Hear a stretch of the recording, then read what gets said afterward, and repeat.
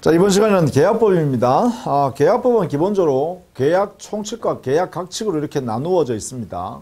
계약 총칙은 보통요, 계약법 자체가 전체적으로 이렇게 한번 살펴보면, 계약법 자체가 계약 전반에 적용될 수 있는 총칙 파트와 개별적으로 계약 형태에 따라서 적용되는 각칙 파트로 이렇게 나누어져 있어요. 계약법이. 보통 이 총칙 안에는 그 계약이라는 것이 성립하는 모습, 계약의 성립하는 모습, 성립 유형이죠. 그러니까 성립. 그 다음에 계약이 성립했으면 그 계약에 어떠한 내용의 효력이 발생하는가, 계약의 효력. 그 다음에 이 유효하게 효력이 발생했는 것을 계약을 없애는 제도로서 계약의 해지, 해제 제도가 있습니다. 이렇게.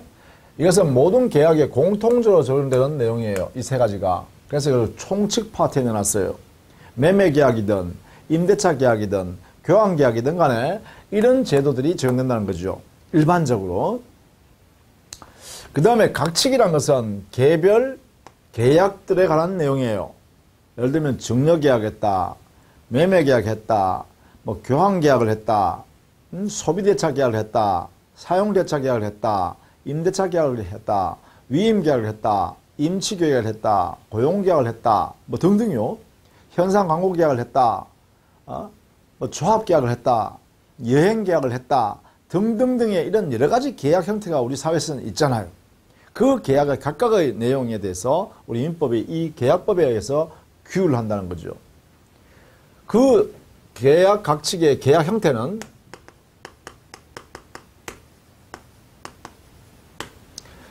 15가지를 우리 민법에 정해놨어요. 형태 15가지. 뭐, 증여계약에서부터 시작해서 종신정기의무 계약까지 해가지고 15가지. 그 중에 이제, 3, 4년 전에요. 여행계약까지도 여기 집어넣어놨어요. 전형계약으로. 우리 사회에서 일반적으로 이제 많이 다니잖아, 여행을. 그죠? 그리고 여행사를 통해서, 여행계약을 통해서 하고 있죠.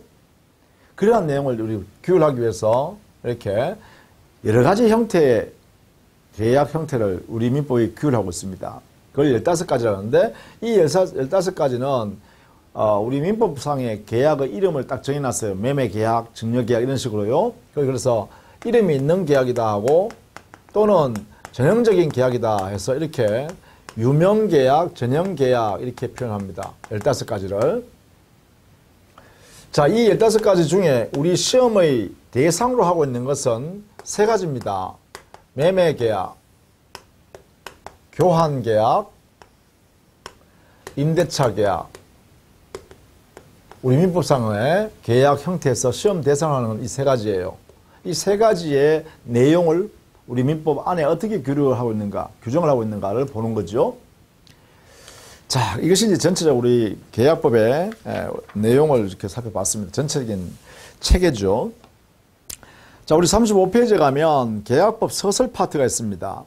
이 계약법은 계약에 관한 규율하는 법이니까 이 계약에 관해서는요, 계약은 원칙, 당사자가 의사표시를 통해서 2개 이상의 의사표시가 합치되어서 이루어지는 계약이 법령인 계약이에요. 그래서 이 계약은 당사자가 자유롭게 할 수 있는 것을 원칙으로 삼고 있습니다. 이것을 계약 자유의 원칙이다 라고 하죠. 이 계약 자유 원칙이 이 안에 들어가서 이 법을 만들어요. 그래서 계약법 규정은 계약 자유 원칙에 입각해서 만들어진 법 규정이니까 이 법 규정의 성격은 당연히 어떻게 해요? 임의 법 규정을 띄어야겠죠. 임의 규정의 성격이다. 대부분이 그죠. 이렇게 되겠죠.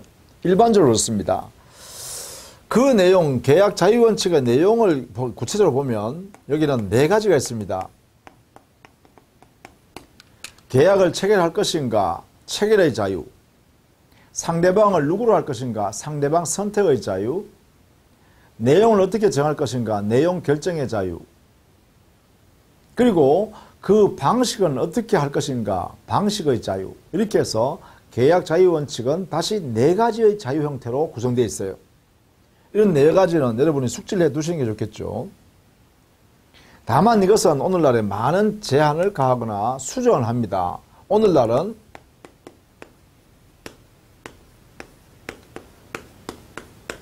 수정이나 제한을 가한다. 이게 받는다는 것이죠. 뭐 개인에게 자유롭게 할 수 있다고 해서 자기 마음대로 할 수 있다는 것은 아니죠. 일정한 제한을 가합니다.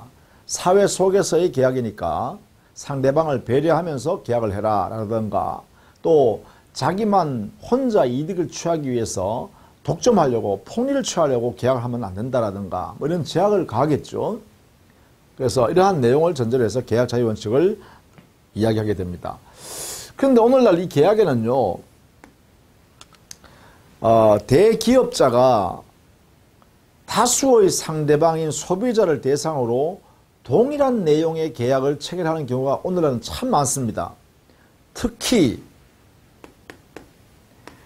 생존 배려 급부계약,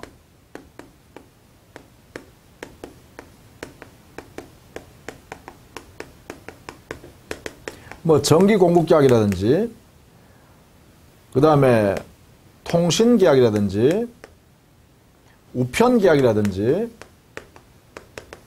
상수도 계약이라든지, 물 공급 계약이죠. 먹는 물 공급 계약이요. 상수도 계약계라든지 공급 계약이라든지, 또 뭐 운송 계약이라든지,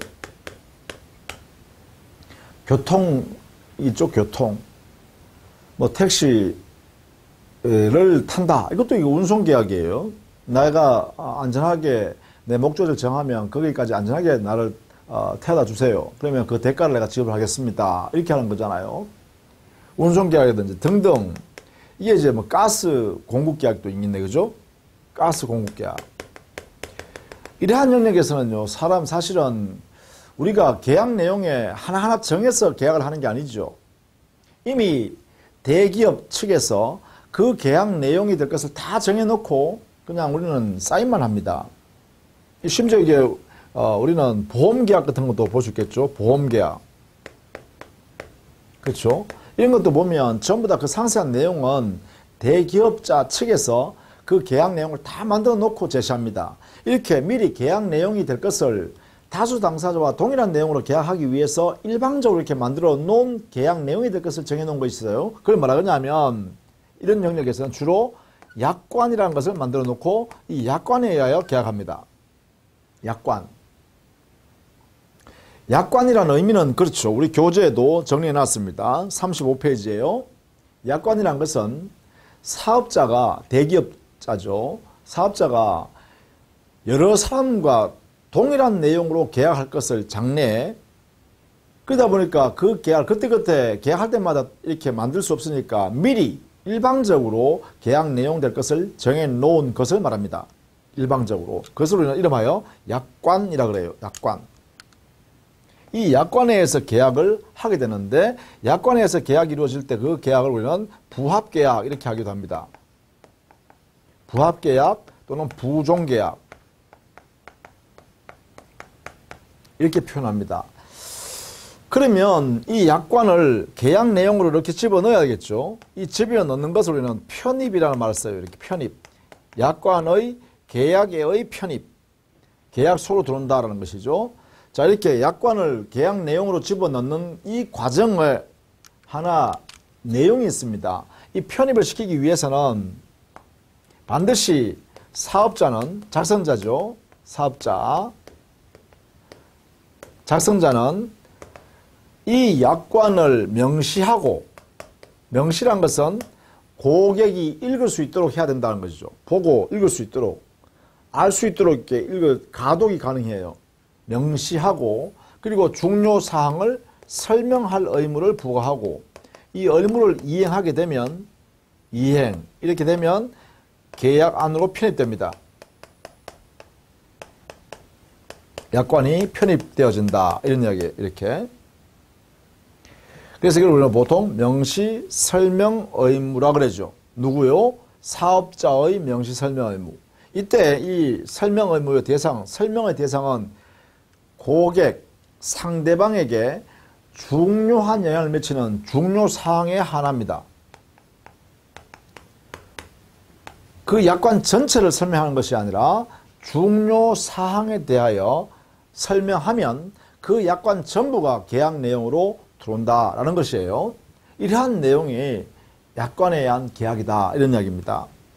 자, 이렇게 되면 이 약관을 만들 때요, 보통 이 사업자는 자기가 일방적으로 만든단 말이에요. 일방적으로 만드니까 고객, 상대방한테는 불리할 내용을 정하고 사업자인 작성자 자기한테는 유리한 내용을 이렇게 정할 우려가 크죠.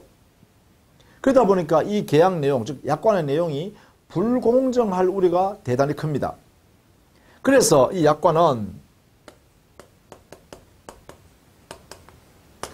통제할 필요가 있죠. 약관의 통제. 불공정한 내용이 약관에 있으면 이걸 통제할 필요가 강하죠. 그래서 보통 우리가 행정부에서는 공정거래위원회라는 것이 있어서 거기서 우리 사회에서 보편적으로 쓰여지는 약관, 이걸 보통거래 약관이라 그래요. 그냥 보통거래 약관일 때는 사전에 행정부인 공정거래위원회에서 심사를 해서 이게 불공정한 내용이 들어있다, 이거 바꿔라 라고 시정명령도 내리고 또 행정조치도 취하죠. 또 그것이 그래도 안 하면 결국은 법원에서 판결로서 그걸 무효로 선언해버리죠. 자, 이렇게 약관을 통제하는 방법을 사용하고 있는데 그 통제의 원리가 뭘까? 어떤 원리에 입각해서 통제해야 될 거 아닙니까? 이것을 우리 법에서는 약관규제법이라는 법을 하나 만들죠. 약관규제에 관한 법률, 이 법을 만들어서 약관을 통제합니다. 이 통제, 그러면 약관규제법에 있는 이 통제의 원리가 뭘까? 이게 바로 신의 성실의 원칙입니다. 이 신의 성실의 원칙에 입각해서 당의 약관의 내용을 통제합니다. 즉 신의 성실의 원칙이라는 것은 뭐냐 하면 이런 내용입니다. 아무리 약관을 만드는 당사자가 일방적으로 만들더라도 상대방을 고려하고 배려하면서 자기의 이익을 추구해야 된다는 것이죠. 그래서 상대방의 고려나 상대방의 배려 모습이 전혀 없다면 그것은 신의 성실의 원칙에 반한다는 거예요. 그래서 상대방 고려 또는 상대방 배려의 명제로서 당연히 받아들여져야 되고 이것을 위반하면 그 약관은 우리 법에서 무효로 선언하겠다 이렇게 넣었죠. 그래서 이 신의 성실의 원칙에 근거해서 약관 이 자체를 통제하고 있다 이렇게 보시면 되겠고, 다만 이 신의 성실의 원칙은 오늘날에요 여러 가지 형태의 파생 원칙들이 있습니다. 여기서요 파생되어 나온 원칙들이 있어요. 그것이 뭐냐 하면 객관적이고 통일적으로 해석해야 된다는 원칙이 있어요. 즉 다수 고객에 대하여 그 약관을 통해서 계약을 체결했다면 그 약관의 내용은 객관적으로 통일적으로 모든 사람의 동일한 내용으로 적용되어야 한다는 것이죠. 그렇게 하기 위해서 통일적으로 객관적으로 해석해라. 두 번째는요, 만약에 약관의 내용에 불명확한 조항이 있다. 불분명하다. 약관의 내용이. 그렇다면 그 불분명한 부분을 해석할 때는 작성자에게는 불리하게 해석하고 고객에게는 유리하게 해석하자. 이걸 우리는 보통 작성자 불리익 해석의 원칙 또는 고객 유리 해석의 원칙이라고 합니다. 이거에 따라서 해석하자. 세 번째, 만약에 고객이 힘이 있는 고객이다. 경제적 파워가 있는 고객이다. 그러면 이때 사업자인 작성자와 대등한 관계에서 계약할 수도 있겠죠. 약관을 통해서요. 그렇다면 그 약관 내용에 다르게 그 고객이 내용을 변경해서 계약을 하자. 이렇게 해서 당사자 합의해서 만약에 개별적으로 약정을 만들어서 다르게 약정했다고 하면 그러한 개별 약정은 우선적으로 인정하자. 이걸 우리는 보통 개별 약정 우선의 원칙이라고 합니다. 그 다음에 세 번째는, 그죠? 세 번째. 네 번째는 만약에 그 약관의 내용 일부 조항이 고객에게는 불리한 내용이 들어있어요. 고객에게 불리한 내용으로 그 내용이 있더라라고 하면 이러한 불리한 내용은 가능하면 축소되게 해석하고 엄격하게 해석하고 제한적으로 해석해서 고객에게 그 불이익이 돌아가는 것을 최대한 줄여주자라는 해석 원리입니다. 이것을 우리는 엄격 해석, 축소 해석, 제한 해석 원리라고 합니다. 이러한 원칙은 결국은 고객인 상대방을 배려해서 해석하는 원리다 이 말이죠. 그래서 그걸 전체로 통틀어서 신의성실 원칙에 입각하여 나온 파생 원칙이다. 이렇게 해요. 더 나아가서 우리 약관 규제법상에는 수정 해석도 허용합니다. 수정 해석. 그러니까 신의성실에 합리적으로 맞도록 수정해서 해석해 넣자라는 것도 인정한다는 것이죠. 이러한 내용을 함께 약관의 통제 방법으로 이해해 두시면 좋겠다라는 것이에요. 자, 이것이 이제 약관 해석의 원칙들에 관한 설명이었다. 이렇게 보시면 되겠죠. 자, 그 다음에 그러면 계약의 성립 부분 한번 들어가 볼까요? 계약의 성립.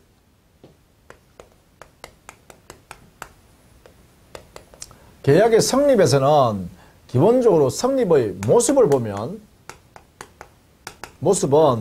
일반적인 모습은 청약의 의사표시와 승낙의 의사표시가 합치됨으로써 계약이 체결되는 이게 가장 보편적이고 일반적인 형태입니다. 청약과 승낙이 서로 합치되어서 계약이 성립하는 것. 그 외에는요, 의사 실현에 의한 계약 성립이 있고요.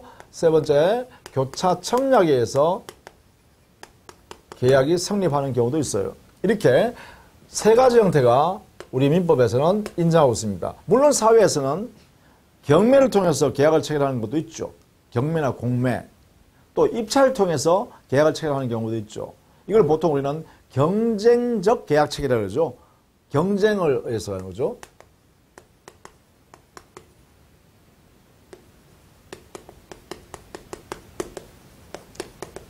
보통 경매나 입찰을 통해서 계약을 하는 경우도 있다. 이렇게 되겠죠. 자, 우리는 이것은 시험 범위에 우리 민법 규정에 명문으로 존재하지는 않습니다. 이 세 가지가 우리 민법에 명문으로 규정을 두고 있죠. 그래서 당연히 우리 시험은 이 세 가지 범위 안에서 주로 출제될 것이고 그 중에서도 가장 일반적인 보편적인 계약 성립 모습인 청약과 승낙에 의한 계약 성립, 이것을 이제 여러분 좀 상세하게 이해해 둘 필요가 있다라는 것입니다. 이 내용을 여기에 그대로 쓰는 것이기 때문에 그렇습니다. 경매하는 경우도 역시, 입찰하는 경우도 역시 청약과 승낙에 의해서 계약이 성립하는 것이기 때문에 그렇죠. 간단하게 보시면 의사 실현한 계약 성립은 이 의사는 승낙의 의사가 실현되는 경우, 그렇다면 별도로 승낙 의사 표시하지 않아도 승낙의 의사가 실현되는 사실이 있으면 계약이 체결되었다고 해도 무방하죠. 그래서 이것은 실제 우리가 기본 강의에 가면 이 내용과 예를 들어가면서 설명을 하도록 하겠습니다. 교차 청약도 마찬가지입니다. 서로 간에 상대방한테 똑같은 갑과 을이 상대방한테 각각 서로 청약했어요. 내용이 같은 내용으로. 이런 경우에는 승낙은 없지만 청약의 내용이 일치되니까 당사 사이에, 그렇다면 이때도 계약이 체결됐다고 해도 무방하죠.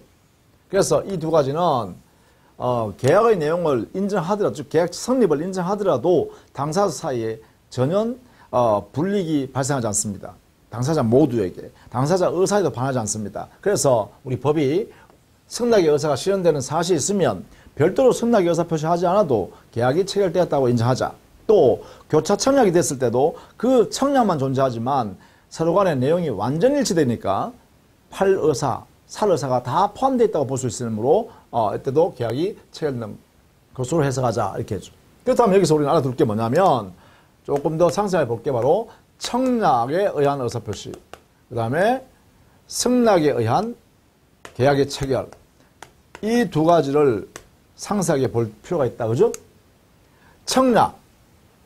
청약은요, 상대방이, 즉 승낙할 상대방이 이 청약 내용에 동의하는 의사, 즉 승낙의 의사만 주면 계약을, 일정한 확정된 계약 내용을 체결하겠다는 의사가 드러나 있는 것을 우리는 청약이라고 해요. 그래서 청약은 청약자가 상대방에 대해서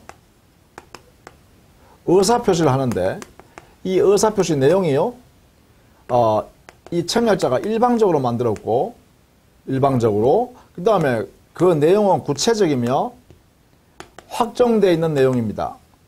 그러한 의사표시를 합니다. 이 의사표시 안에는 상대방 너가 승낙만 해주면 이러한 내용으로 계약을 체결하겠다는 의사표시를 보내는 거예요. 확정되어 있는 내용으로 보낸다, 이 말이죠.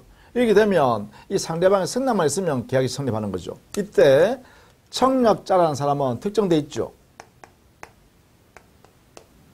그런데 여기에는 상대방은요, 특정인일 수도 있고 불특정 다수인일 수도 있습니다. 어느라도 관계없습니다. 특정된 사람한테 청약할 수도 있고 광고를 통해서 여러 사람한테 청약할 수도 있고, 아니면 자판기 설치 행위를 한번 보면 자판기 설치하는 사람인 특정인이 있죠. 그 사람은 내가 여기에 설치해주는 내용에 대금만 집어넣고 선택만 하시면, 승낙만 하시면 내가 물건을 공급하겠습니다. 사실래요? 라고 자판기 설치하는 그 자체가 바로 청약의 의사표시하는 거다 볼 수 있죠. 이때 이 자판기 설치 행위가 청약에 의한 의사표시라고 해석한다면 그때는 상대방은요, 불특정 다수인이죠. 이게요. 그래서 청약에 있어서는 상대방이 특정인 또는 불특정 다수인에 대하여 구체적이고 확정적인 일방적 의사표시를 하는 것이다. 이해되겠죠? 그래서 상대방 있는 의사표시가 됩니다. 이렇게. 이때 보통 청약자는 승낙기간을 정하기도 하죠. 승낙할 수 있는 기간을 정해서 한다. 만약에 승낙기간을 정하지 않았다면 상당한 기간이 승낙기간이 되겠죠. 이렇게. 그래서 승낙기간을 정해서 청약자가 상대방한테 의사표시하는 것입니다. 이렇게 청약을 하게 되면 이 청약의 의사표시는 마음대로 처리할 수 없습니다.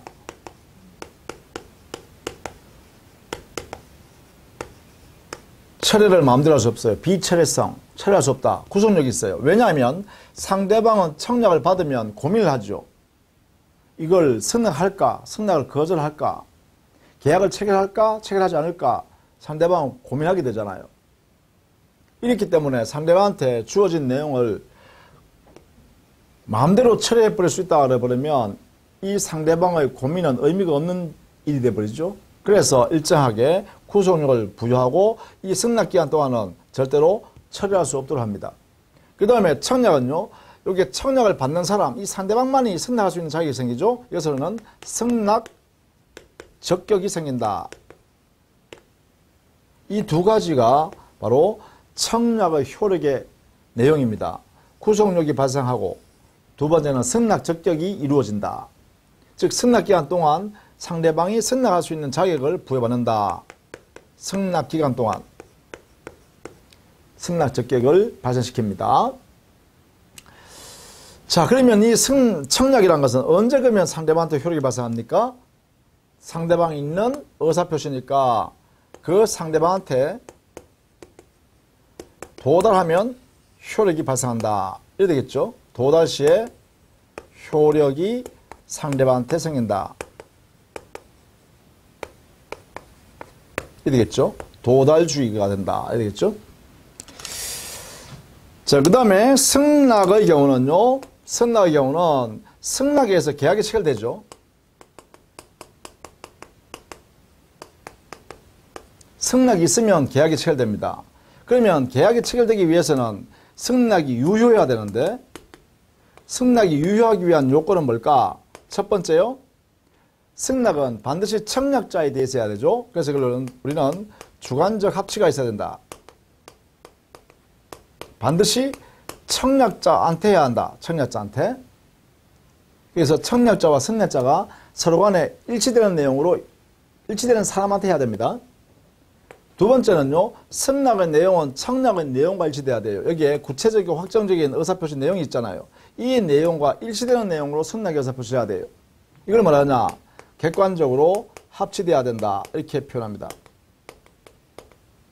내용의 합치죠. 내용이 일치돼야 된다. 이게 되겠죠. 그 다음에 세 번째는 이 승낙은요, 승낙기간 내에 청약자한테 도달해야 효력이 발생하겠죠. 그러니까 승낙기간 내에 이루어져야 한다. 이렇게 됐을 때 승낙에 의해서 계약이 체결되겠죠. 자, 이때 계약 체결되는 시점은 언제냐? 승낙이 효력 발생할 때죠. 승낙이 유효할 때 계약이 체결됩니다. 이것을 우리는 계약 체결 시점, 계약 성립 시기라 할 수 있겠다. 그죠?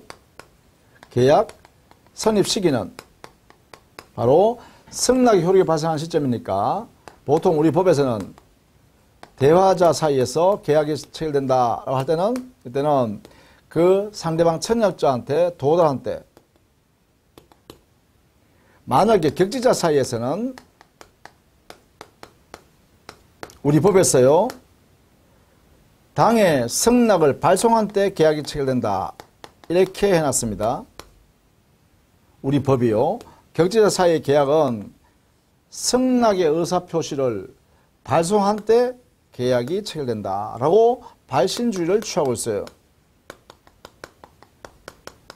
이게 민법 531조의 명문으로 이렇게 나왔다는 것이죠.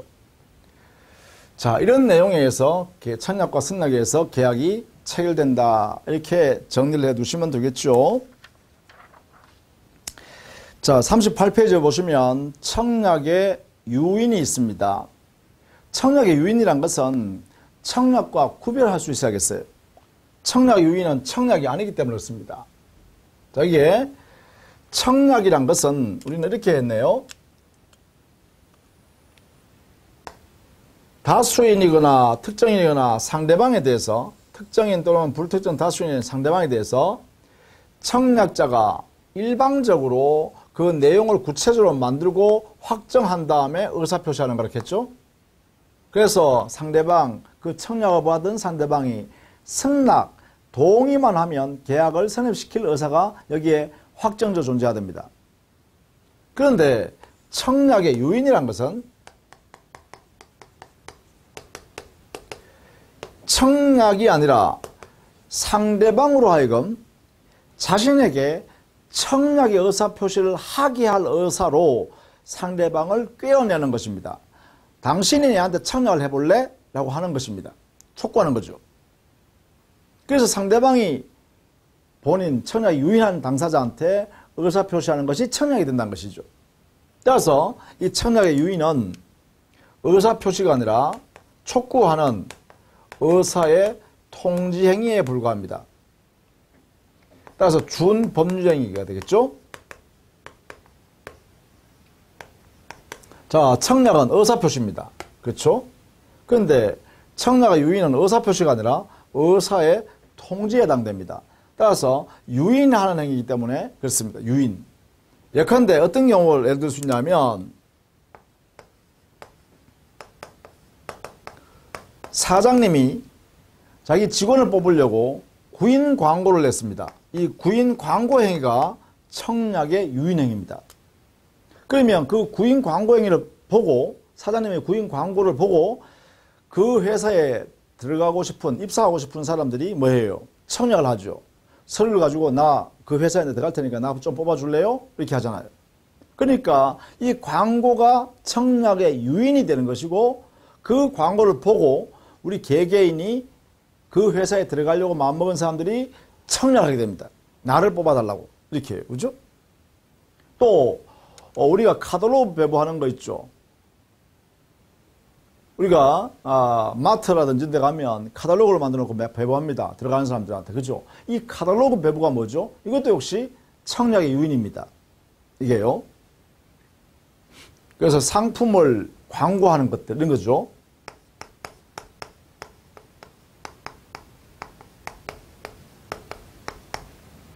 또 예컨대 빈방이 있다고 광고하는 거 있죠. 월세방 있습니다. 이렇게 집주인이 광고하는 거요. 이것도 여기 들어가죠. 또 열차 시간표를 우리가 역에 가면 게시해 놨죠. 그 게시해 놓은 그 자체가 뭐냐? 그게 청약의 유인이 되는 것이죠. 그걸 보고 뭐예요? 청약을 하러 가죠. 고객이. 그죠? 그래서 창구에 가서 12시 10분 발 대전 열차 표 하나 주세요. 이렇게 하죠. 이게 청약이죠. 그러니까 그러면 거기에 있는 열차 시간표 게시는 뭐에 해당되나요? 바로 청약의 유인에 해당되는 것이다. 이렇게 해석할 수 있겠죠. 그래서 청약의 유인과 청약은 다릅니다. 청약의 유인을 하게 되면 그 상대방이 유인한 그 행위를 보고 의사표시하는 것이 청약이 됩니다. 이렇게요. 그런 내용으로 정리를 좀 해두시면 되겠죠. 자, 다음 시간에는요, 계약의 효력을 정리해 보도록 하겠습니다. 자, 수고 많으셨습니다.